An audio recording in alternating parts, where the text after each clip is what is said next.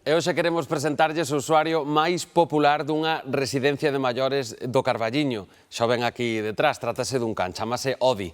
E dende que chegou hai 5 anos converteuse, din, nun máis da familia. É fácil atopalo, recibindo a agarimo dos maiores ou acompañándoos polos corredores. Coidan que o día a día sería moito menos alegre sen el.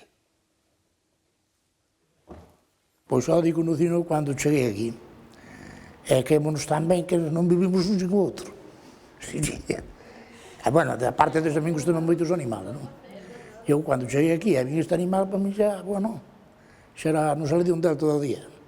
E así fixemos o vínculo que temos, que andamos sempre de paseo. Eu non concibo xa isto sin o can aquí, un amigo, completamente un amigo. Quen nos fala é Andrés, residente e tamén un dos principais coidadores de Odi neste fogar de maiores. O can, din, converteuse xa nun máis da familia. É cariñoso, non ladra nada, non se mete con nadie. É da tronda, da compañía.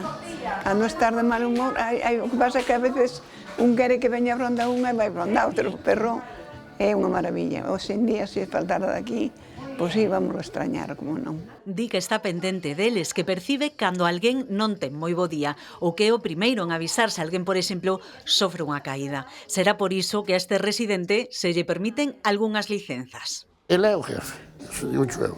Vai para onde quere, fai o que quere, máis con residente, porque nós temos que ir onde nos mandan. E non.